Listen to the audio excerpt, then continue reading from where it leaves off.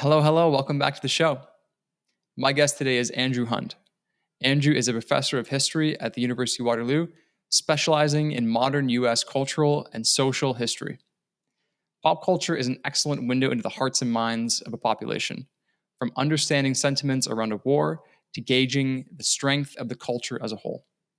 Fortunately, Andrew is a lifelong historian who has read, written, and taught about all things U.S. culture, publishing several books that span the Korean and Cold Wars.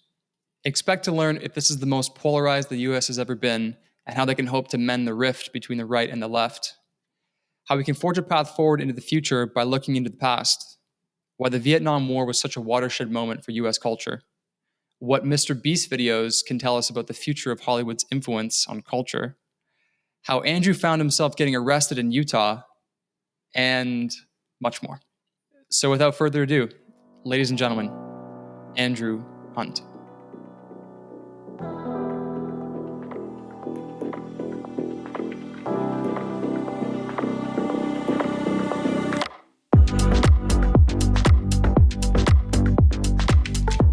So I read that you were potentially charged and potentially arrested at the University of Utah. Yes. What's that about? And can you give me some more details around that? Oh, I sure will. That happened in 1987. I was actually arrested with a group of other protesters. And it was, I have to admit, it was one of a few protests at which I was arrested. It wasn't the only one, but I was with a group of other protesters committing civil disobedience. And what we were protesting is I was a student at the University of Utah at the time in the spring of 1987, and we were protesting the university's huge investments in South Africa. And at the time, South Africa had the apartheid system, which we felt was an awful, immoral system. Thankfully, it doesn't have that anymore, and it's much better off without it, I think. But we thought that the way to resist that was to have a sit-in where the administration was meeting to show our disapproval of our university's investments in South Africa. So we did that, and I was arrested and charged with a misdemeanor, and it was sort of a familiar process to me. I had committed civil disobedience before, but luckily cleared of the charges and was able to kind of walk away, and the university eventually dropped the charges, and thankfully ended up divesting their holdings from South Africa, which was fantastic. So the demonstration actually worked. You guys had quite an effect on them to at least consider their position. In that case, it did, and I was really happy about the outcome because I love. It's my alma mater. I love the University of Utah, and I didn't want it to be invested too deeply in a regime that I thought was denying people of their basic human rights. Mm. So the troubled youth paid off. No, that's right. Sometimes it does. So Andrew, you've had your childhood pretty much steeped all in academia. Your father being a professor, traveling to a bunch of different universities. What kind of impact did that have on you? Was that very formative in your decision to pursue history? It was. It had a big impact because I grew up on university campuses. I loved university campuses. All the university campuses that I visited felt like home in one way or another. It's a great atmosphere. The students are there to learn. There's this kind of sense of excitement in the air. I was just a little kid in the 70s and 80s, kind of looking at these classrooms with big eyes, and really thought even at that point that it would be a wonderful thing to teach at a university. And it was inspiring to have a parent, to have my father as a university professor, because I grew up in a household full of ideas, amazing ideas of philosophers and economists and historians, and grew up with a lot of culture, great music and cinema and so forth. And I think, that kind of life that I saw professors living, where they were very intellectually engaged, seemed to me to be a really the kind of life I really wanted to live myself. Mm. And I also read that your father was an economics professor, so not quite in the realm of history. However, he did publish some works around economic history. That's right. I don't know if that potentially inspired you to then pursue history in the more pure sense. Mhm. If not, I'm very curious as to what made you or what inspired you to choose the path of history. Yes, that's a great point, Jack, that you raise. My father, for many years, specialized, in fact, throughout his whole career, specialized in the history of economic thought. So he wrote a couple of textbooks on the subject that were very highly regarded, and his love of ideas really rubbed off on me. I grew up also loving ideas and loving history and trying to get a sense of the past and so forth. And I think for me, the real big impact came when I was in university, and I had some amazing professors at the University of Utah, one of whom was an academic who had a huge influence on me and my thinking, Robert Goldberg, who became my doctoral dissertation supervisor when I went to graduate school to get a PhD. And Dr. Goldberg was a brilliant historian, but it wasn't just that he was well read and had researched a lot and written a lot. It was that in the classroom, he had this way of bringing history to life, of making it really seem exciting and resonate with students. And he showed how it was relevant to our lives. And he did this by telling these stories that really touched us and showed us, revealed a lot about the human experience in the past. And I really came away from Dr. Goldberg's classes inspired, wanting to know more about history myself. And one of the things I always really loved about history is that in all my classes, I really started to learn that it is the great egalitarian discipline. That means to me that it's like a gigantic museum that's open 24/7, free of charge for everybody. It's always there. It belongs to everybody. And it's not dominated by, academics or theoreticians or specialists or anything.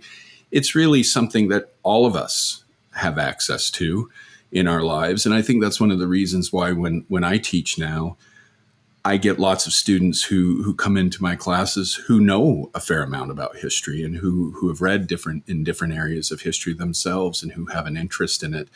And it's always great too to sometimes I speak to to groups of retired people, and that's always rewarding too, because a lot of people who are retired or who are elderly people or who are just sort of maybe in their later stages of their careers or wherever they happen to be in life, they have an interest in history too. And it's really quite rewarding to help reignite that interest and help guide people to looking at the past. And I think people really find different aspects of the past that resonate with them in meaningful ways.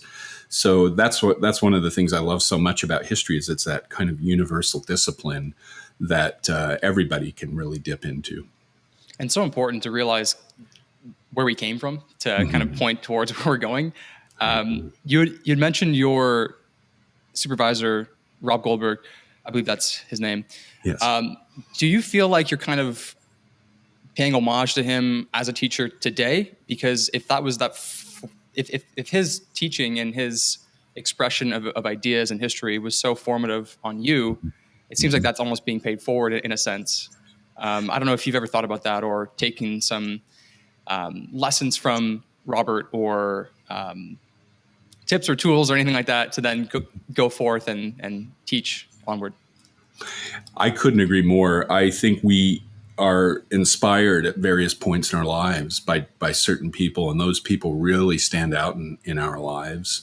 And a lot of times when we try to sort of take up where they left off, or to kind of take that inspiration and work with it, we never forget the debt that we owe to the people that taught us about history, that taught us about the past, that enlightened us and showed us, really illuminated an area of study that ended up being very rewarding for us personally. And so I know that to this day, when I teach in a way that, as you very, very eloquently said, is a kind of homage to people like Bob Goldberg and to other professors that I had who inspired me along the way, who really had this way of taking whatever discipline they taught and really making it something vibrant and exciting and fascinating.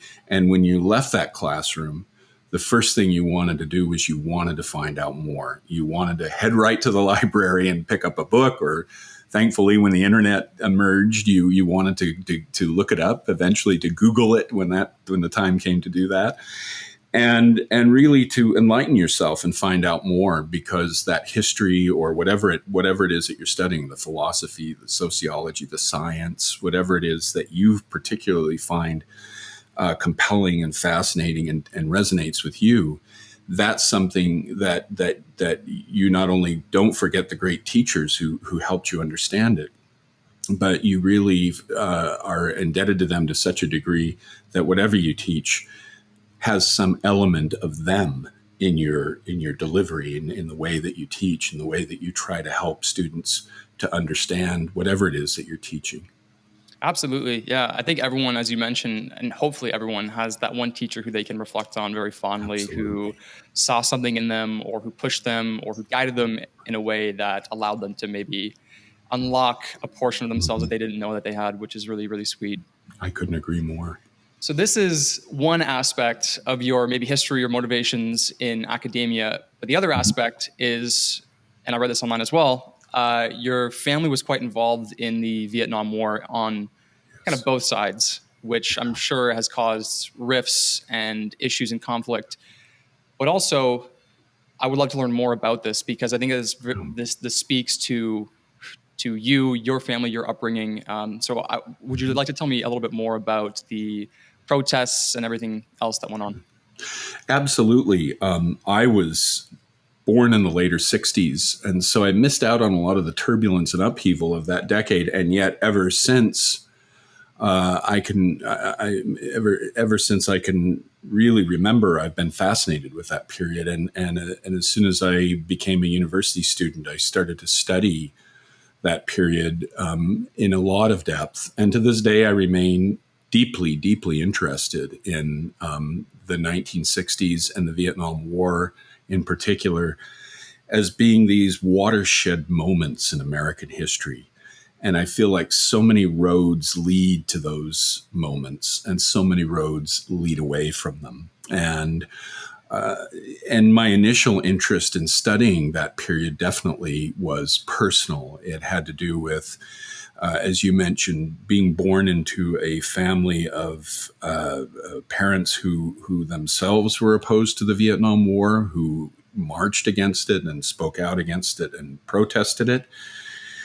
And also to being from a divided family, from having a couple of uncles who served in Vietnam themselves, who fought in that war, and you kind of grow up with these memories of how that played out, and the divisions that caused in your own family, and you look at the kind of how the turbulence of the era really spilled over and influenced families like mine. And I can't deny that had a lot to do with why I initially started to try to understand the 1960s, and to try to deepen my own sense of what happened during that period. And when I say the 60s, I mean really a sort of long 60s of this period between sort of the mid 50s and the mid 70s. That was really this remarkable period of change and transformation and upheaval and polarization and protest in American society, and a period in which the United States really came out the other end of it a very different country than it had been going into it. And so to me, understanding that change and transformation was so important. And I started with an obvious sort of touchstone, a milestone of the period, and that was the event, that was the Vietnam War, which to me seemed to be an event of utmost significance in American history. And I was drawn to that, studying that war early on. Even when I was a teenager, I collected books that were oral histories of Vietnam veterans and people who served in Vietnam, military personnel who were there, who remembered their experiences.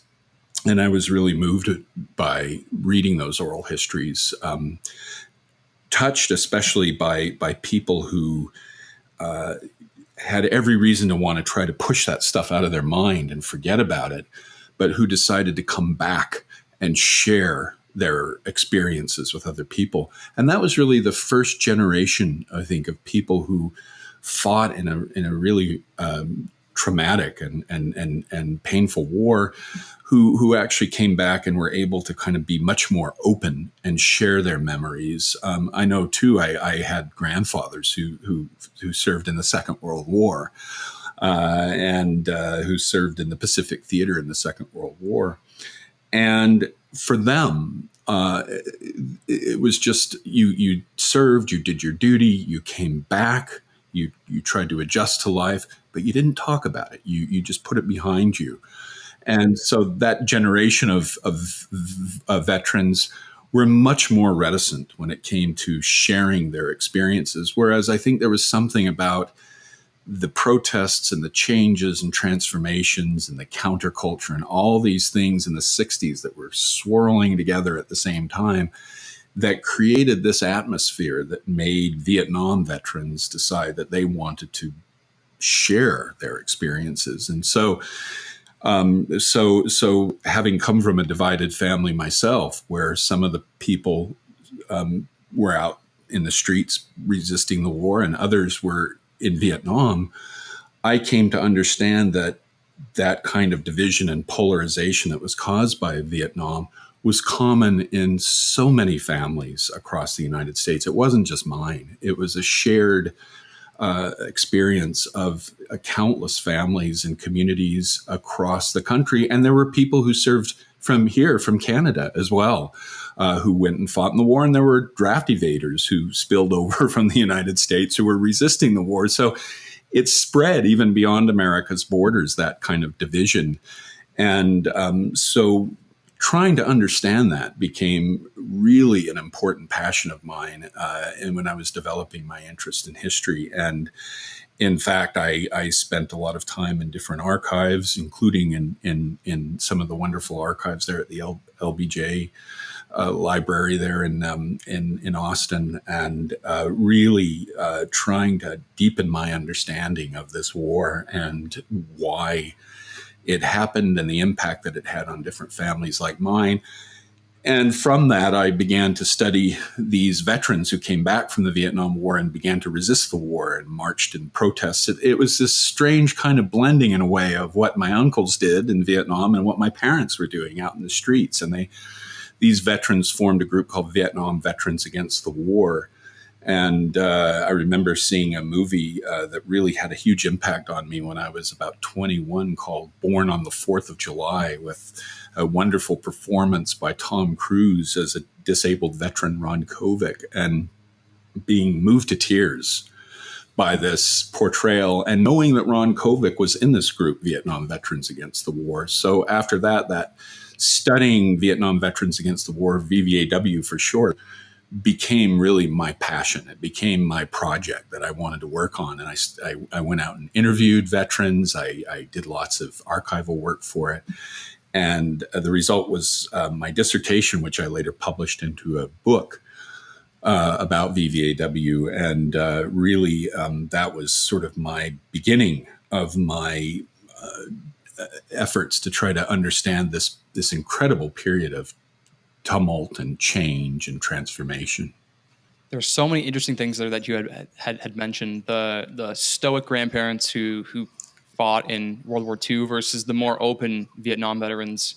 Yeah. So there's tons of things that I want to dive into. Right. But before we move on from speaking about your personal experience, how illuminating was it to see two sides to the same event in your youth? Obviously, your parents were protesting against the war. They were very firm in their beliefs.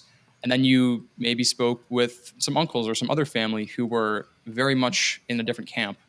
That's right. How did that inform you in the way that you look at historical events, and that there's generally always two sides or two perspectives to any event? That's right.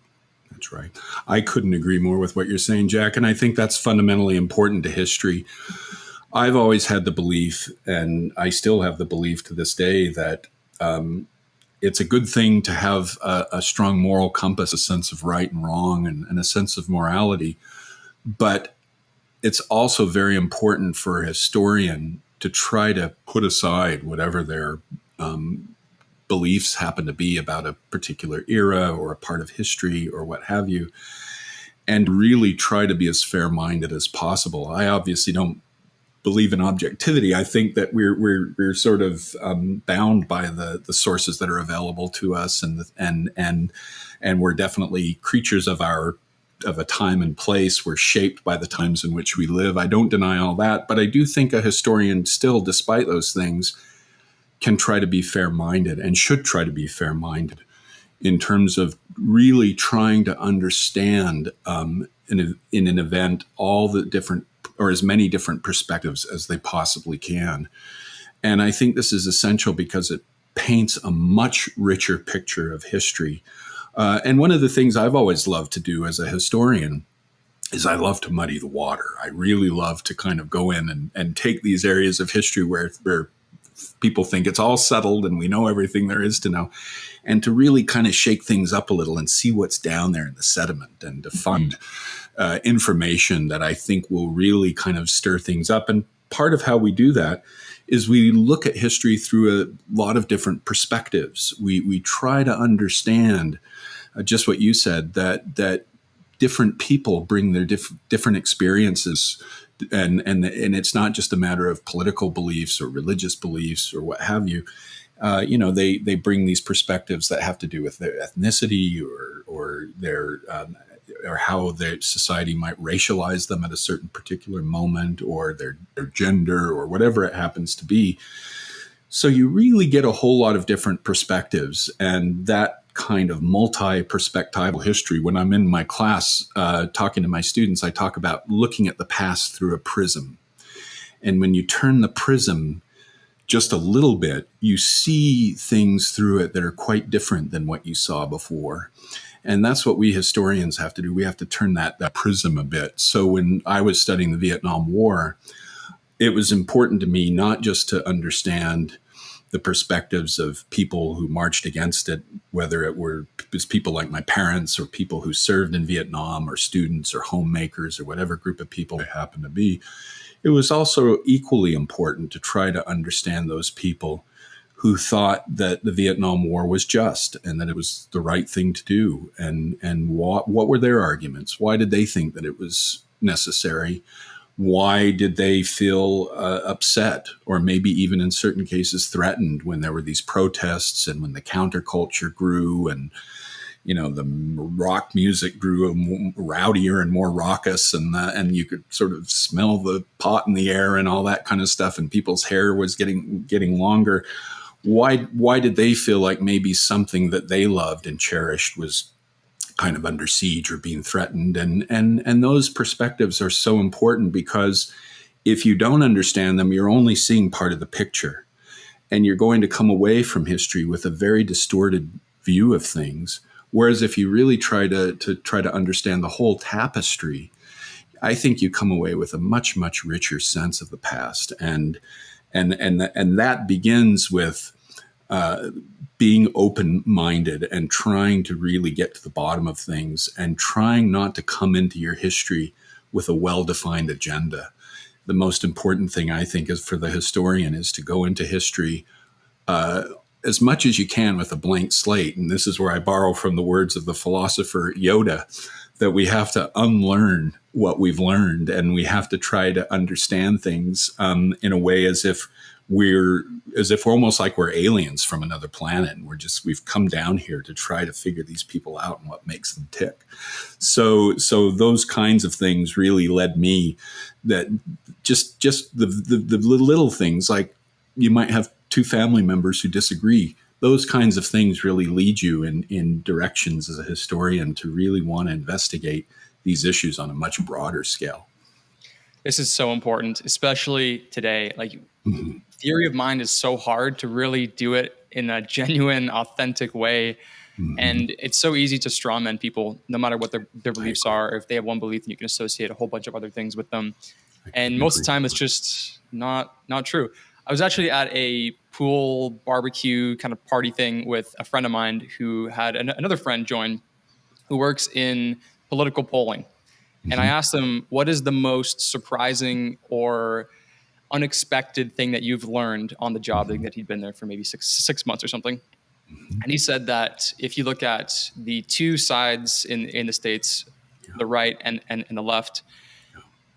their expectation of what the other side believes is way overblown, excuse me. So for example, if maybe 20% believe that immigration should be wide open, Mm-hmm. if you ask someone on the right, they might expect that someone on the left, or the general belief on the left is maybe 80% of people believe that borders should be wide open. Right. Right. So the contentious issues are magnified in the other people's minds, and it's really just I agree. it's not very much aligned in the truth of things. I agree. So one thing that you mentioned earlier as well is that Vietnam vets were a lot more open about expressing what they saw, what they felt, what they believed in when they came back. Mm-hmm. Why? Why is that the case? Mm-hmm. That's a great question. Why? Why did a constituency or a group of society that in previous generations have been very reticent, very reluctant to talk about their history? And that's one of the struggles that historians have had who have studied past wars before the Vietnam War, like the Second World War, and then dialing it back to the First World War, and in American history at least, to the 1898 conflict in Cuba and in the Philippines, and going back to the Civil War and the other conflicts that the United States was engaged in. You see this theme running throughout much of history, where the people who were fighting in those conflicts really just wanted to put it behind them and didn't want to talk about it. And I think what makes it interesting is when you're trying to understand why Vietnam veterans were suddenly open to talking about their wartime experiences. I think it's important to also understand why those earlier generations of veterans were so reluctant, and for a lot of them, there was just this. There wasn't any frame of reference in which you came back and talked about it. People didn't really connect talking through things with going through a catharsis and a healing process, and so I think a lot of those veterans of past wars, whether it was the Civil War, the First World War, the Second World War, they tended to come back, and they just kept it inside and tried to go on with their lives. And for a lot of them, despite the fact that many of them suffered from what we now call post-traumatic stress disorder, there wasn't always a name for it at those various points. Despite the fact that many of them would have nightmares and have problems related to the experiences that they had in combat, they still, it was just something that you really didn't talk about. And the same is true. I left out the Korean War as well. Same was true for Korean War veterans. I think with Vietnam veterans, what made their experiences different is that they came back at a moment in U.S. history where people who had up to that point been previously sort of marginalized, or who had their voices had not been listened to or taken seriously, were for the first time really starting to stand up and voice their preferences and voice their feelings and press back against the fact that many of them were not getting their fair share of the pie and so forth. And I'm thinking of African Americans in the civil rights movement, and women who came and joined the feminist movement in the late 60s and early 70s, and indigenous people, and the list goes on and on. And Vietnam veterans began to really see themselves as one of these groups that had been many people who served in these wars had been disproportionately working class. Not all of them, but certainly there were some middle class people who served as well. But many Vietnam veterans started to understand their experiences through that framework of being mostly middle class Americans and wanting their voices to be heard like other voices were being heard at the same time, and feeling like what they did, you shouldn't be ashamed of it and you shouldn't try to cover it up.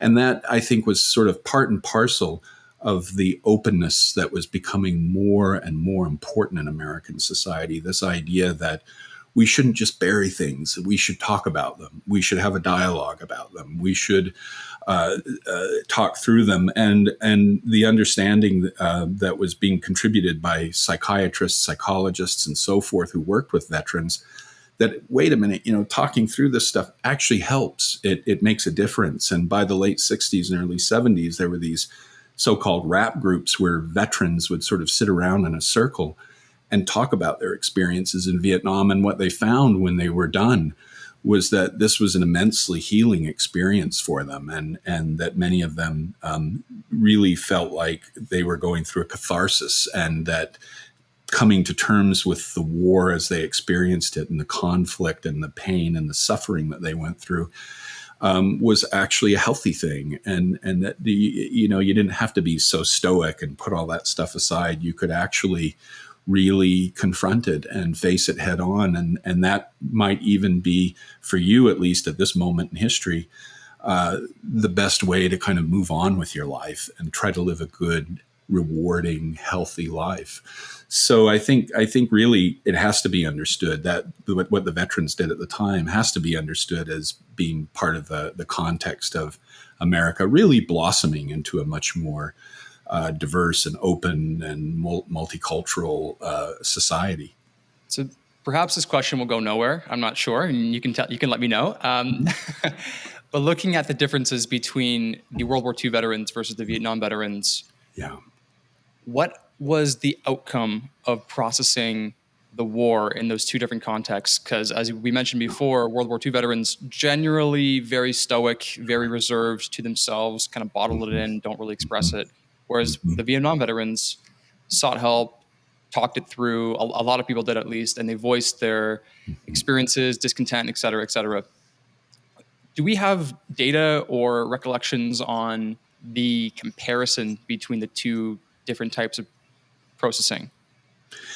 I think that we don't really have, to my knowledge, any comprehensive sort of comparative studies of the experiences of veterans of World War II or the Korean War, for example, versus those of the Vietnam War in terms of, I think, the kind of psychiatric care they received. I think a lot of this stuff was, you can find individual records, and you can find certain studies of veterans, particularly Vietnam veterans, who underwent psychiatric treatment and who participated in group therapy and these kinds of things. I think that stuff wasn't recorded as much right after World War II or right after the Korean War, because it wasn't really as much a sort of priority of society to kind of figure out, how do we help people heal from post-traumatic stress disorder.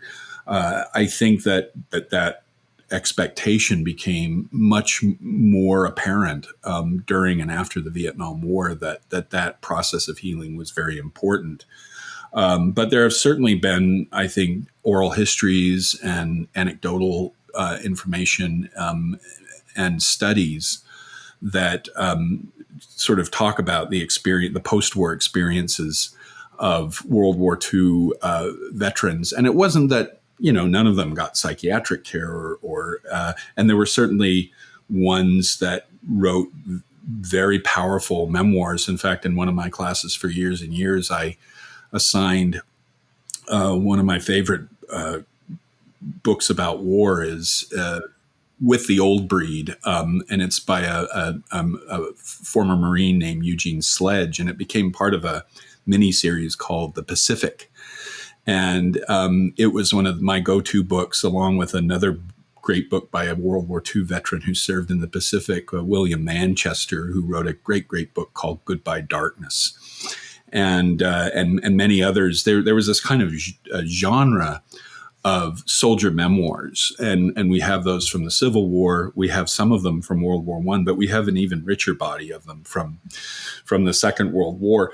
And one of the most poignant things I think that happens as a result of this opening that I'm talking about in the 60s and 70s is a lot of World War II veterans, who were getting on, but not, maybe not quite to the point where they were in their elderly years, but who were, getting on into their 50s and 60s, were sort of looking at this more open willingness to talk about the past.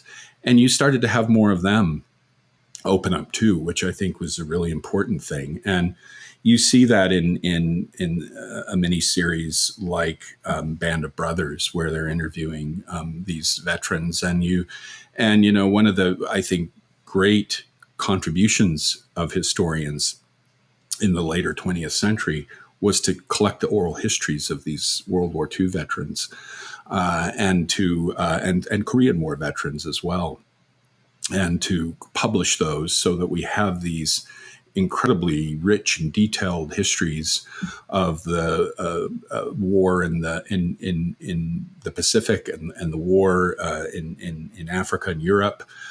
In the Second World War from the standpoint of Americans. And I think there was this very similar movement among Canadian historians and historians overseas.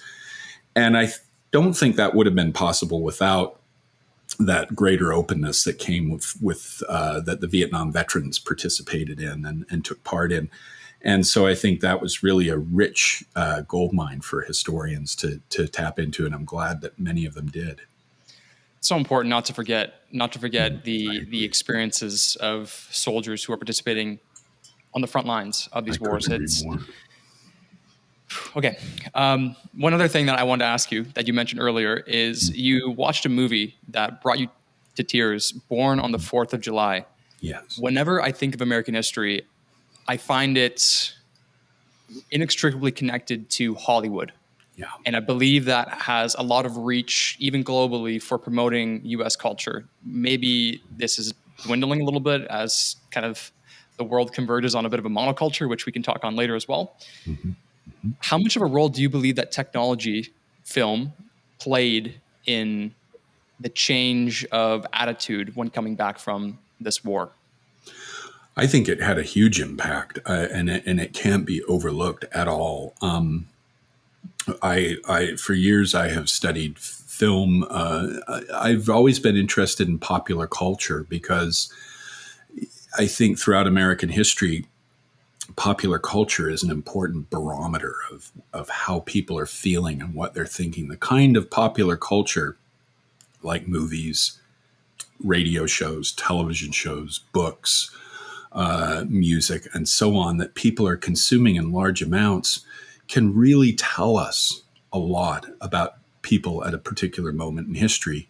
And one of the things I've always loved about studying U.S. history is that it's a great sort of test case, or a great sort of large scale area of study to develop a deeper understanding of the contribution of popular culture. Specifically, one thing that I've always been interested in is cinema, is film. And I think that film is so important. And you're right, we live in this kind of day and age of streaming, and some people sort of maybe feeling that Hollywood is kind of losing some of its influence. We see this huge strike going on that's underway. And it's easy to kind of think that maybe Hollywood might be waning in influence, but I think it's Hollywood films are still the most viewed in the world today. It's still hugely influential around the planet, and Hollywood really helped to shape perceptions of veterans after the war. One of the most acclaimed Hollywood films that won the Oscar for Best Picture in 1946 was The Best Years of Our Lives, which showed a group of different men returning home from the war, including one veteran who had lost both of his hands and who had to use these metal hooks for hands. And they actually used a real veteran who won an Academy Award for that role, who had to use these hooks to kind of hold things. And it's just an extraordinary movie. To this day, it's one of my favorite films of all time. And I think one of the reasons why I love it so much is because it's so emotionally honest. And you almost don't expect the Hollywood movie from the classic era, all the happy endings and so forth. You don't always expect that kind of honesty. So when you see it in a film from that era, it's a little bit disarming, and that film is so poignant. It never, again, a film that never fails to. I have to have my box of Kleenex nearby when I watch The Best Years of Our Lives, because it's really about how these veterans adjust to life after the war and how they try to make a life for themselves after the trauma and the horrors that they've been through that makes sense to them. And that was one of the first films to really help people, I think, to understand veterans and their experiences. And there were many other films that depicted veterans of World War II coming back, resettling at home, trying to sort of find their place in the world. And I think that was a kind of theme in a number of Hollywood movies. And certainly it became an important theme after the Vietnam War. And early on, there were these portrayals of Vietnam veterans that, even though I think some of them were great movies, like Martin Scorsese's Taxi Driver from 1976, which has Robert De Niro as a troubled Vietnam veteran.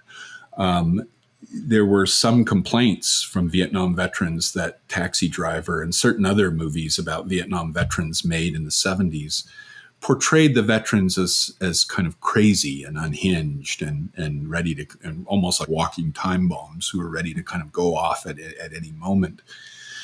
But luckily, Hollywood is very complex, and it has lots of different types of movies. Another film that really won a lot of praise for its depiction of Vietnam veterans was Coming Home, made in 1978, that had John Voight in a brilliant performance as a Vietnam veteran, and Jane Fonda co-starred as a woman who is married to a troubled military officer played by Bruce Dern, and who falls in love with the John Voight character. And it's extraordinary in humanizing Vietnam veterans. And 11 years later, when Oliver Stone made Born on the 4th of July, he also broke new ground in creating a complex Vietnam veteran who really goes off to war, very patriotic, but comes back disillusioned, and finally figures out that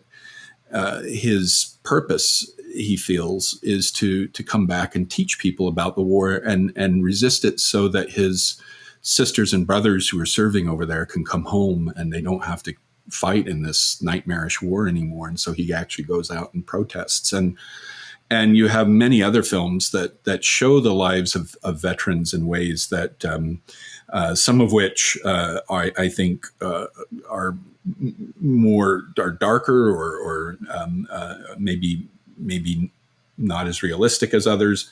Some of which are really try to humanize the veterans.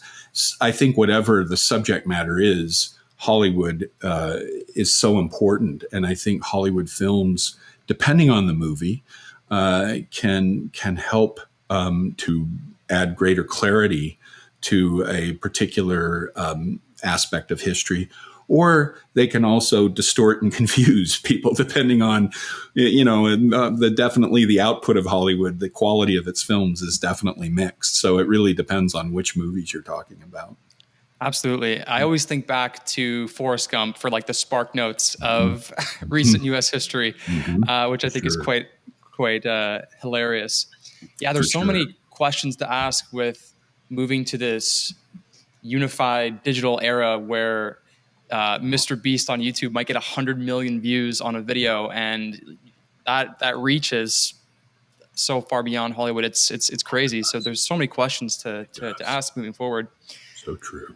And perhaps this is going to be a dead end again. So forgive me for all these dead end questions. But no, I'm enjoying it. They're all great questions. So my question is, and I recently just learned a little bit more about kind of macroeconomics. I had no idea that the Dutch ruled the world at one point. Amsterdam was the hub of the world and everything. The U.S. is clearly the current world power, and maybe some people are questioning how long that's going to continue for. Not really the point at the moment.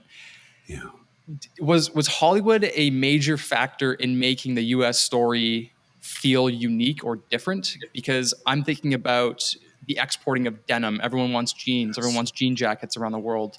Muscle cars. This kind of affinity, or people feeling very romantic towards the U.S. culture. How unique and how different is that for the U.S. story because of these global spreading kind of events like Hollywood making films and movies? Music. That's such a great question. That's definitely not a dead end question. In fact, that's a question you could base several courses on, I think. That's a great question. Hollywood has played such a pivotal role in spreading ideas, in spreading tropes, in spreading well-defined kinds of characters that people kind of come to expect in movies.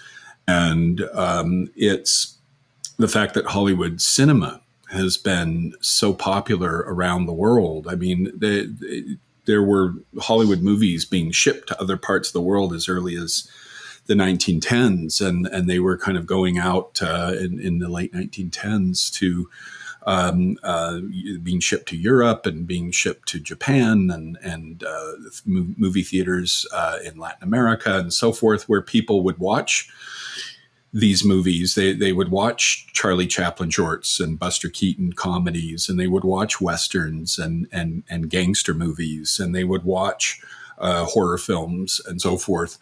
And Hollywood really established so many different types of stories that became so familiar to people around the world, and helped to spread pop culture icons that are still quite powerful today. Everything from, Mickey Mouse cartoons to Elvis Presley movies that were so popular overseas. And movies, along with, I think, music, has been really one of America's biggest exports, and remains so to this day.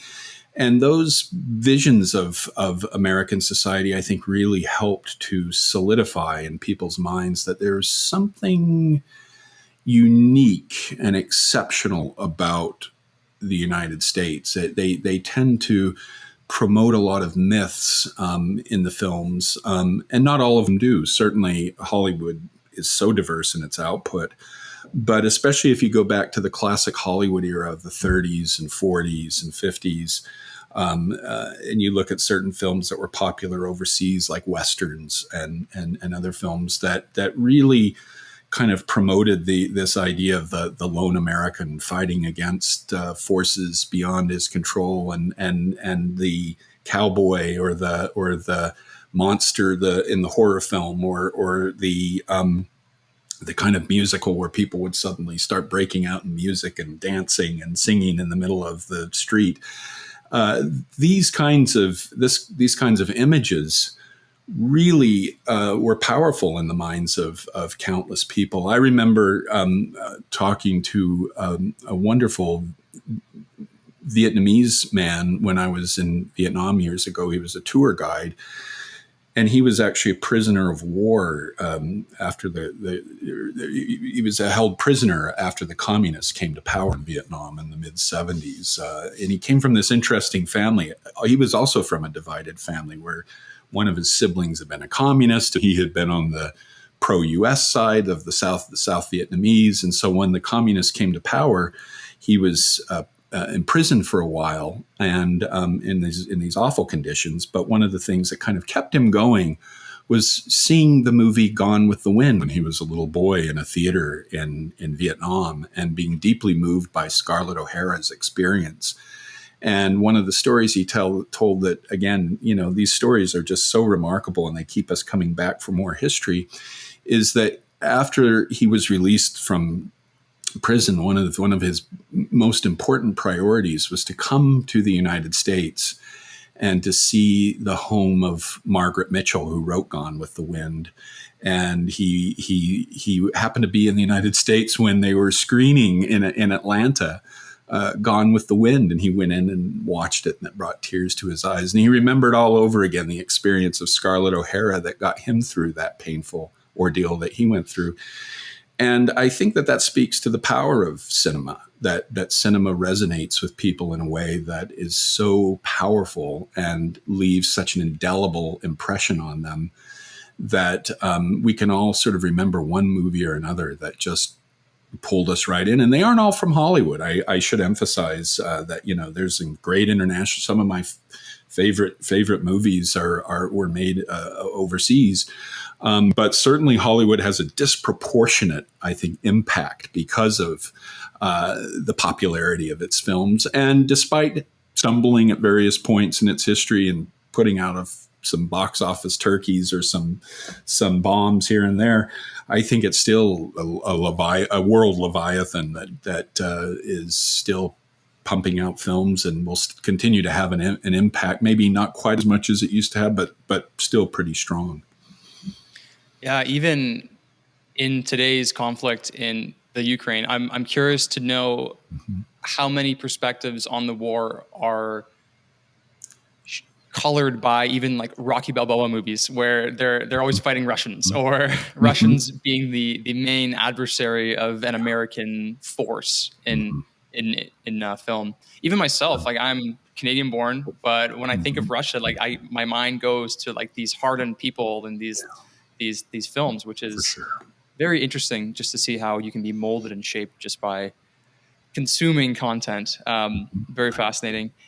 And this kind of beckons the point as well. How important is having a population that has some sense of nationalism? And nationalism is kind of a dirty word. I think a lot of people think to Germany maybe, or people with tiki torches. But nationalism in the sense that I am born in this country. I'm proud to be a part of this country. I want to see this country win. I'm going to do my best to put up numbers on the scoreboard to keep the home team up. Because I think, and I wish that I had some data here, but I believe that there has been a decline in the perception of America's role in the global world. And I'm very curious to know what sort of knock-on effects that could have in the future. Yeah. Well, that's an excellent question. And I do agree that it's been interesting to watch the United States government sort of people in government kind of struggle and grapple with what it means to be a world power. I'm particularly interested in the end of the Cold War 30 years ago, because that was such a game changer in so many ways, and really dramatically altered the international system in ways that we're still living in the shadow of that end of the Cold War. But it's also interesting how it created a whole new set of global challenges that we didn't anticipate. And I remember reading this essay several years ago by Francis Fukuyama, where the great philosopher who said that in the early 90s, he talked about the end of history. And now he says, I couldn't have been more wrong, that actually we're just into a new chapter of history, and that it's a fascinating chapter. And certainly, I think as the United States moves forward and its leaders and elected officials and pundits and the general public grapple with where the country is going, should it continue to play an important role on the world stage? Should it be kind of pulling back? The more involved you are with world affairs, the more financially costly it obviously is, and in terms of expenditures and the military and so forth. And this has been a dilemma for Americans going back to the creation of the country. This whole idea of, is the country going to be, as Washington hoped, is it going to be a sort of more inwardly focused country that sort of stays off the world stage a bit more and focuses on its own challenges internally? Or is it going to be more of an internationalist world power, that some leaders like Woodrow Wilson and Franklin Delano Roosevelt envisioned, and Harry Truman and so on? And this sort of tug of war between isolationists and or people who want a reduced role, at least, even if they're not fully isolationists, and they want to pull back a bit from the world stage, versus those who want to continue to exert America's strength abroad, is still evident in American society to this day. People are still wrestling with it and grappling with it. And you mentioned something earlier that I think is very important, and that is this sense of nationalism and this sense of patriotism and this feeling of belonging somewhere, which I think is so important in shaping our identities as human beings. Whether we care to admit it or not, we identify with being from a certain country, a certain place, and it means a lot to people still. It really defines their perception of their self in very important ways. And we can pretend that it doesn't, but it does. So the question is how do we kind of make sense of that? And I think one of the things I'm grateful to history for is being able to look to the past to see how people grappled with their sense of national identity and what patriotism means to different people. I think one of the most fascinating aspects of American history is studying displays of patriotism and how people talked about it and wrote about it and made pageants and marches and parades about it and movies and music and so forth. And what you find is that the diversity of expression with regards to patriotism really reflects, I think, what a remarkably diverse country the United States is and has been for generations. And you find in those expressions of patriotism so many variations, that people have of expressing their love for their country and what it is about their country that really draws them, whether it's that they feel like their country promotes values of democracy, or whether it's because they feel like you can sort of make something of yourself in America that you can't, that maybe it's harder in other countries. Whatever it happens to be, this kind of idea that there's something exceptional about the country that makes people's lives, that really influences people's lives in meaningful ways, I think is really fascinating. And it changes over time, it evolves over time, and depending on who you're looking at, their view of patriotism is shaped oftentimes by things like their spiritual beliefs and their political beliefs and so forth. And what you find is that turning of the prism. You find perspectives from all over the map that I think really illuminate how Americans really have wrestled with that issue for generations. Very well said.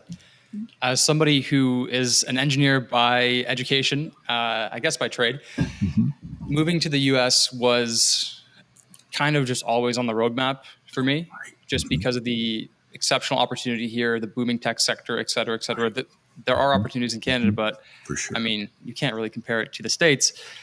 And having that sense of being able to make it in the US definitely resonates with me. And then coming here and hearing people and how they express their beliefs or opinions in contrast to the opposing viewpoints, and how a lot of the time I feel like people kind of like roll their shoulder to it. They kind of go with the punch, if you will, and they don't just kind of have a good, earnest conversation with one another. It goes back to what we were talking about before with looking back on history from two different points of view and having that theory of mind to try to not straw man the other side, but steel man it. Like try to really put yourself in the other side's shoes and understand why they look at things.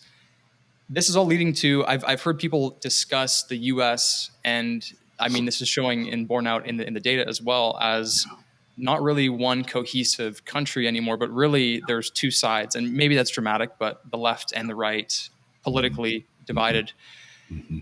Are you concerned with the trends moving forward? And looking back in history, how may the US find a way out of this current predicament that they're in? Are there any kind of unifying events that you can think of that come to mind that might bring the polarity back to neutral a little bit more strongly? And I think back because everyone thinks that this is the most polarized that the US has ever been, which is objectively not true because they had a civil war. That's right. That's about as polarized as it gets. That's right. Pretty bad, right? So does anything come to mind in how this gap could be bridged, and hopefully doesn't involve picking up muskets and dueling it out on the meadow? Yeah, great point. There are times when I get very discouraged by the polarization because I think that any healthy democratic society has to have dissent and disagreement and different points of view, and I think those are all commendable and honorable and laudable things. But I also think that countries have to kind of have some cohesion and have some things that bring people together and have certain sort of touchstones that if not everybody can relate to, most people can kind of look to and feel a sense of connection and feel like they belong somewhere. Basically, that's just describing a society, a collection of human beings living together, whatever scale they happen to live on, whether it's in a small town, a medium-sized town, a big city, a state, a country, a province, what have you. And, I think it's challenging because it seems like the polarization, as you rightly point out, has gotten to be so extreme and has gotten to be so troubling in so many ways that you feel like there's just no way of sort of bridging the chasm, that there are these kinds of extremes that exist out there, and they're never the twain shall meet. They're talking around each other. They're talking to their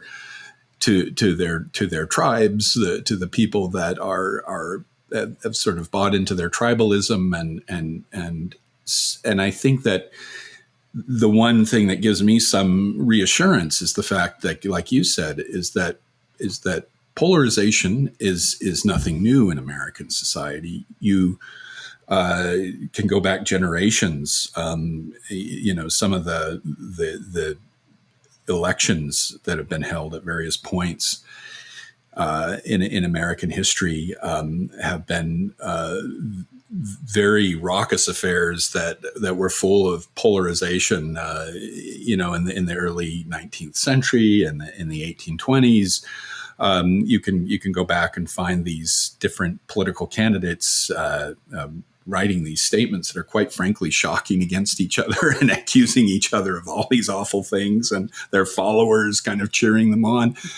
And it's so that kind of polarization, and as you rightly point out, it eventually split the country in two sectionally, and led to a devastating war that claimed hundreds of thousands of lives. And that polarization is certainly something that kind of has its ebbs and flows. There are certain points, I think, in American history, we look back to periods like the 30s and 40s when it kind of seems to reach more of a nadir. You don't see the polarization as clearly in those periods and 50s and so on. But it's always there to one degree or another, but it's also one of those themes that is easy for the media to kind of grab onto. And while I think there are a lot of amazing, very responsible journalists out there whose work is really laudable, sometimes I think, especially the broadcast media, tends to sort of run with these sort of images of polarization, and I think that there's been this debate, and it's really reemerged in the last 25 years about how polarized is the United States really? Is it as polarized as it's sometimes portrayed in the media to be, or is the United States increasingly moving toward a country that is where people are kind of more peacefully coexisting, but maybe the media is sort of spotlighting the extremes a little more than they should, and giving us sort of a false perception, if you will, of the extent of the division. And it's hard to say. I certainly think when you go to a granular level and you go to communities in the United States, and this exists in Canada too. I'm always struck by the kind of kindness and hospitality, the willingness of people to kind of roll up their sleeves when there's a crisis and help each other. And there have been these tragic events, and it's even in modern American history. I think of something like the Space Shuttle Challenger exploding in 1986, or I think of the 9/11 terror attacks, or what have you, where people just came together in very poignant and meaningful ways, and it showed this kind of strong current that existed of a sense of community and a sense of shared values and those kinds of things. And, that's what you hope the country will, that's what you want to prevail. That's what you hope, because those are what Lincoln called the better angels of our nature. That's what we like to see in human beings when they can put aside their differences. We don't ask them to get rid of their political views or anything like that, but put aside their differences and understand that there's much more that brings us together as human beings than there is that drives us apart. And I think that there's been a lot of that, but I think sometimes that kind of stuff doesn't make it into the media as much as it should, or sometimes it's not always easy to report on, or you have to look a little harder for it.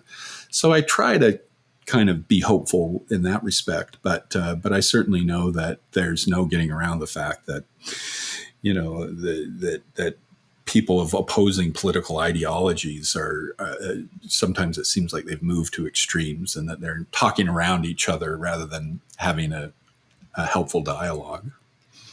So in the history, when things have gotten rather polarized, there has only been really one solution, and that's a stressful external forcing function to kind of bring everyone back together. Right. Hopefully we don't experience anything like that. Hopefully we can figure it out. I always like to assume the best. And when I think of the internet, like the first true like type 1 technology that's totally global and universal, Mm-hmm. you would hope that this would bring people together. And I think for the most part, it likely has. Mm-hmm. I mean, we wouldn't have connected today if we didn't have the internet. And that's a wonderful thing. This is a great conversation.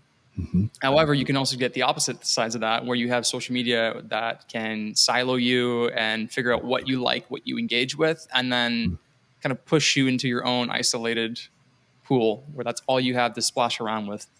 I couldn't agree more, Jack. And the one thing I would add to that very perceptive comment is that as a historian, I am one of the things where I do find a sort of sense of inspiration, or I do find a sense of hope, is in how much of the past has been digitized and put out there on the internet and made available to the public.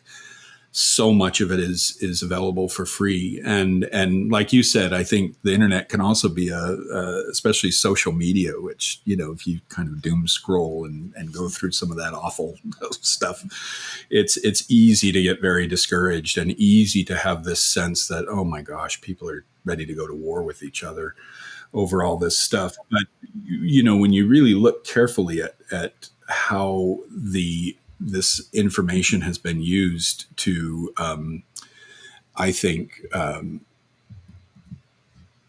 bring history to greater numbers of people, and to make it more accessible to people through digitized archives, through digitized newspapers from the past, through YouTube itself is a gigantic repository of all kinds of music and film and television programs and so forth from the past.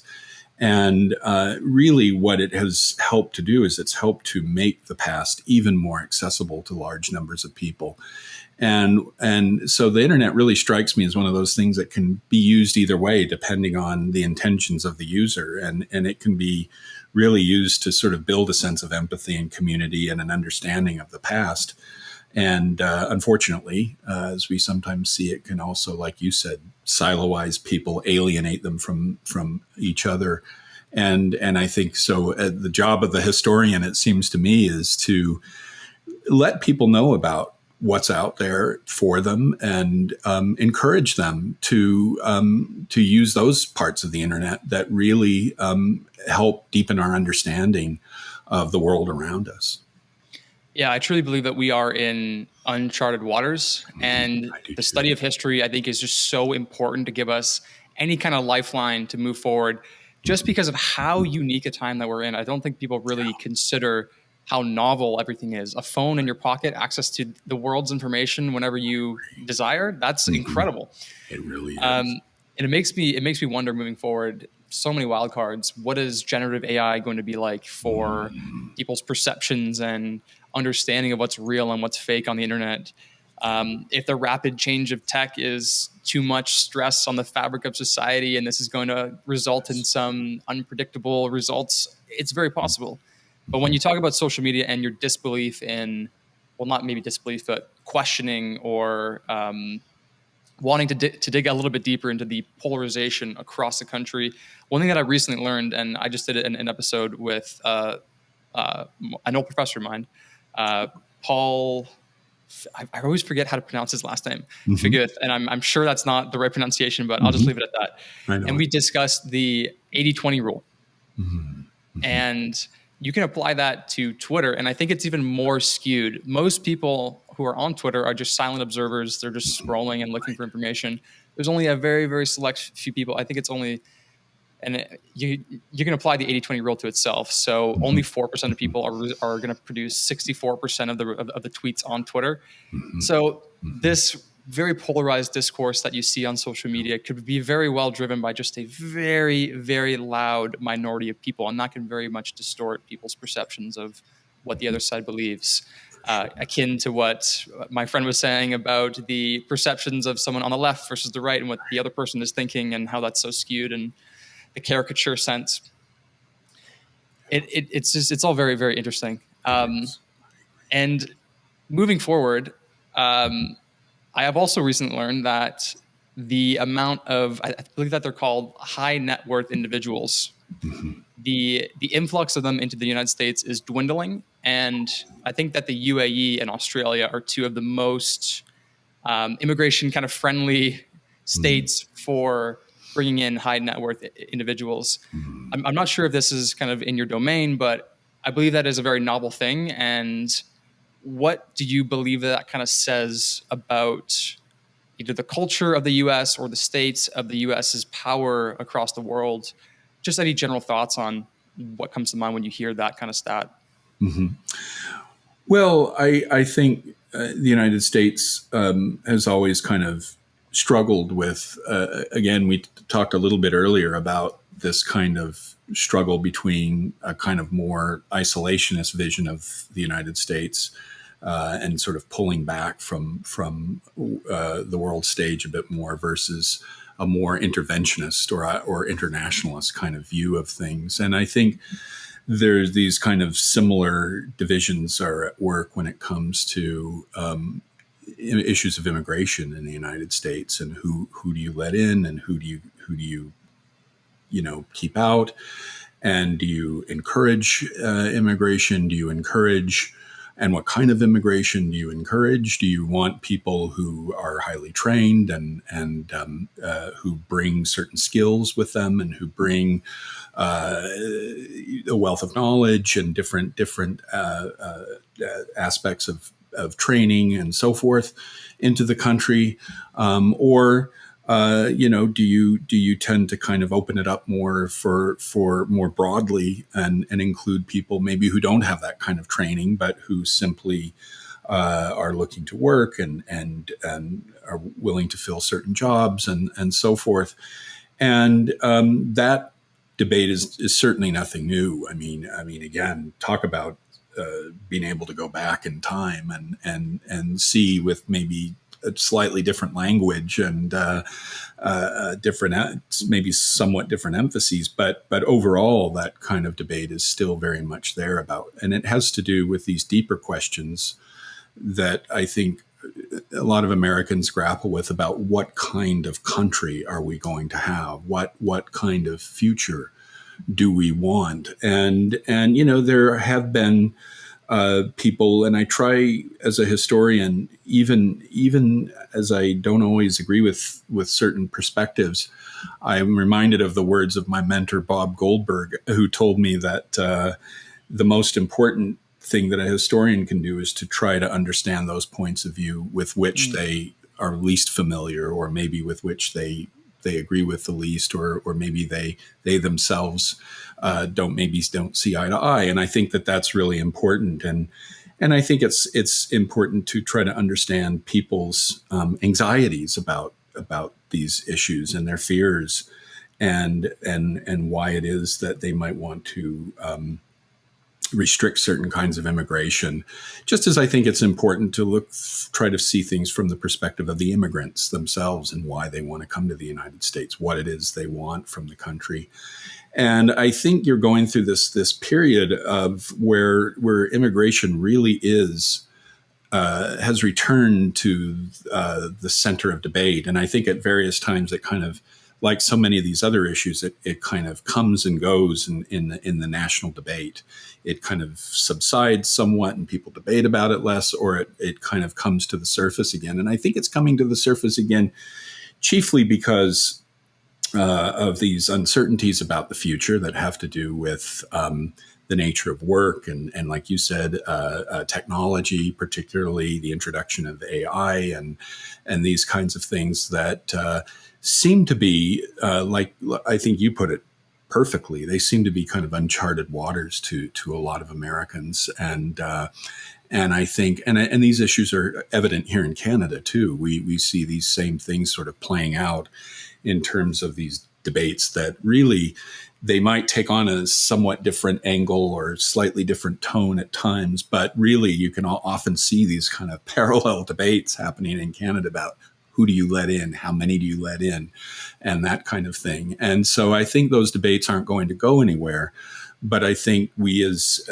the best we can do is try to enlighten ourselves about the various perspectives, but not at the same time not forget our own moral compasses and what we feel is maybe right and wrong, and not be afraid to sort of offer our own thoughts. Yeah, it's very interesting about the dynamics of the global economy right now as well, because the U.S. is strongly divesting from China. They're just going to start to build their own things on their own soil, the CHIPS Act, all these things. Who is going to work in these factories? Unemployment is very low as well, so you're going to need unskilled labor. Where does that come from? That's right. And along with immigration, and this is something that I have been learning about recently as well, there is the global declining birth rates. Reproduction in the U.S., I believe, is hovering around 1.78. You need about 2.1 to have a stable population. Other countries like South Korea, for every 100 Koreans, there will only be, I believe it's something like 4.3 grandchildren. So that's something like a 96% population collapse. Oh, wow. All this to be saying, if you don't have people to maintain your population, you're going to need to bring people in to replace people. And if you have, when I'm old enough to retire and be in a home and whatnot, like who is going to be here to take care of me? And maybe this is very selfish, but there's so many interesting dynamics moving forward, which kind of prompts me to ask you, and we already talked about some major issues plaguing the U.S., mainly polarization. Are there any other issues that you can see moving forward for the States? And is there any historical context, do you see any trends, any lessons from the past that you could maybe apply to the future? Mm-hmm. Those are excellent questions. And I think that looking around the United States now, certainly you've raised a lot of important issues that have to do with politics, polarization. I think issues that have to do with immigration are of vital importance. There's always been a challenge economically within the United States. I know coming from a household where my father was an economist, that economics is so important. Even if I want to spend most of my time studying pop culture, I know that economics is still vital, and the future of the American economy. What kind of economy is it going to be? How can you sort of maintain an economy that doesn't that maybe where maybe companies are sort of scaling back their workforces to minimum numbers needed, or when they're kind of scaling things back like benefits, or when they're introducing AI. And I know there have been these debates in the past, in the 50s and 60s, there were these debates about automation and where is automation going and how many jobs is it going to get rid of.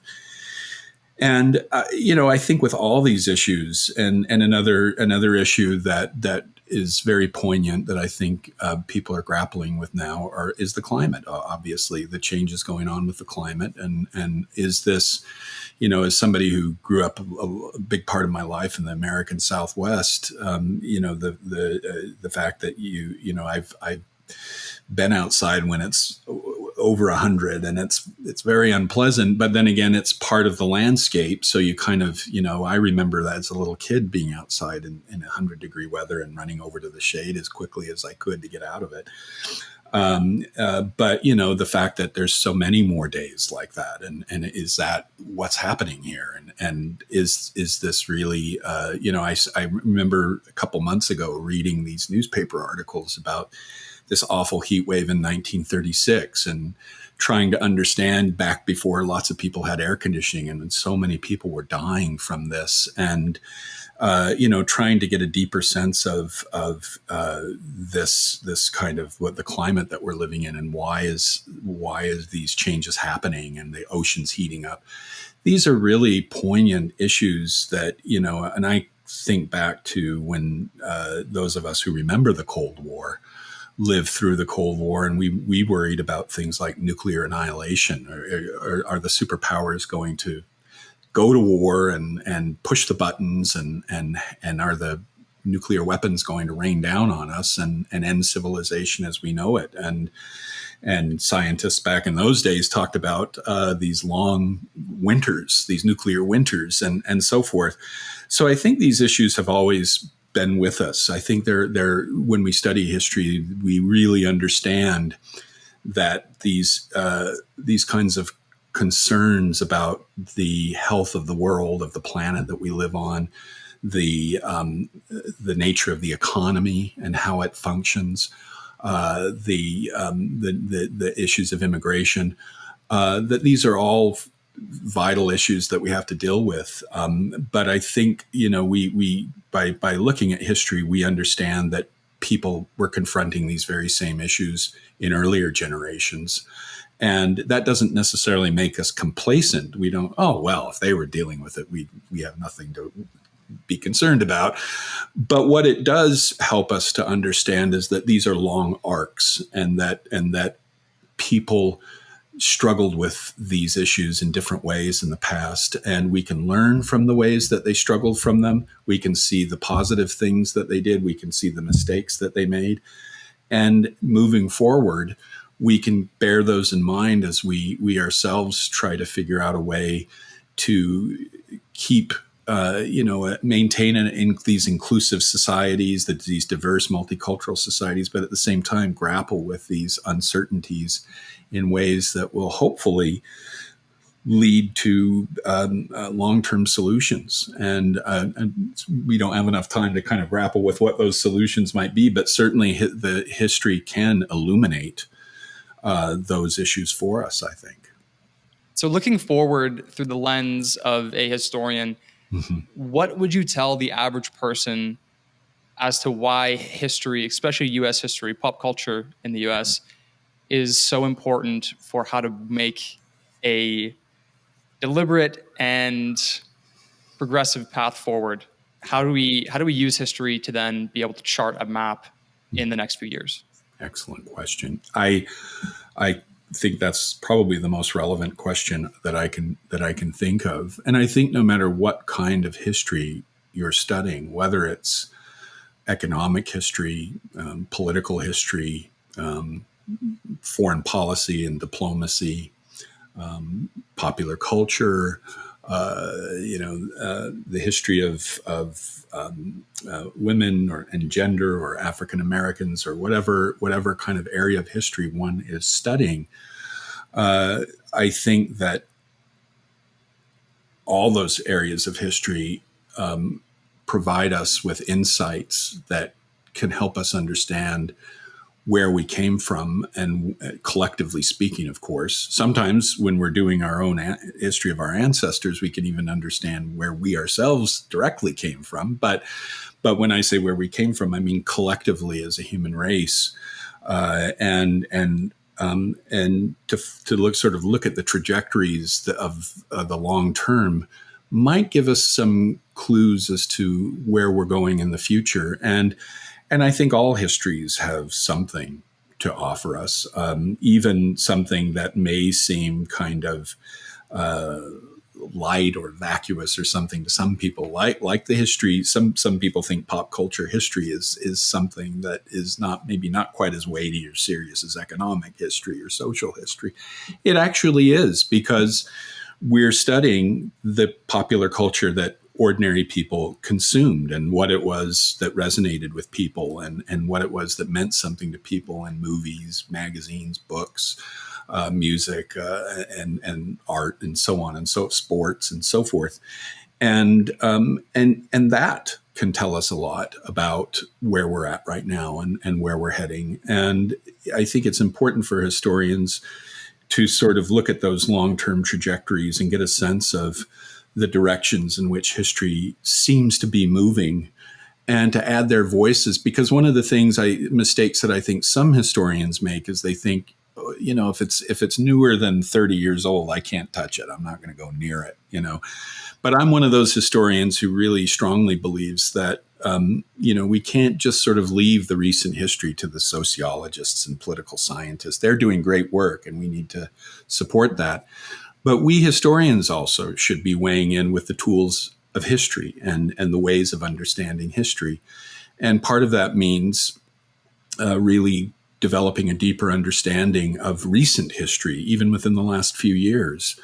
And I am one of those historians who believes that that's absolutely vital, even if we don't know the long-term impacts of that history, like we might understand the long-term impacts of other parts of history we're studying. It's still important for us to sort of get in on the ground floor, weigh in, offer our opinions, not be so reticent about them, and hopefully help shape the debate about where we're going with things like immigration, like climate change, like the economy, and like what's going on right now with popular culture, especially with film, with these big strikes that are happening that have to do with AI and so forth. That is really within the realm of popular culture. And we have to, I think it's important for us to kind of deepen our understanding of the issues that are at stake there, because it's really impacting potentially large numbers of people. Andrew Hunt, ladies and gentlemen. Andrew, if anyone listening wants to keep up with you or your work, or maybe get one of your books, where can they go? Thank you for bringing that up. Anyone who wants to contact me is welcome to email me at aehunt@uwaterloo.ca. A lot of my books are available for order at a bookstore near you. I've written a variety of books, including I wrote some mysteries, some fictional mysteries that I've written, and I think I mention a lot of those on the University of Waterloo history website that you can Google if you have more questions. But I know that those books can be ordered online or from your local bookstore. And I know we didn't really touch on it, but in the fall, Beatlemania. If any Beatleheads are listening. Thank you. Thank you. Yes, my book on titled Beatlemania in America will be coming out in October. Thanks for mentioning that, Jack. Andrew, thank you so much for your time. I really enjoyed this conversation, and I really appreciate you and your work. Me too. It's great chatting with you, Jack. Thanks for this wonderful opportunity.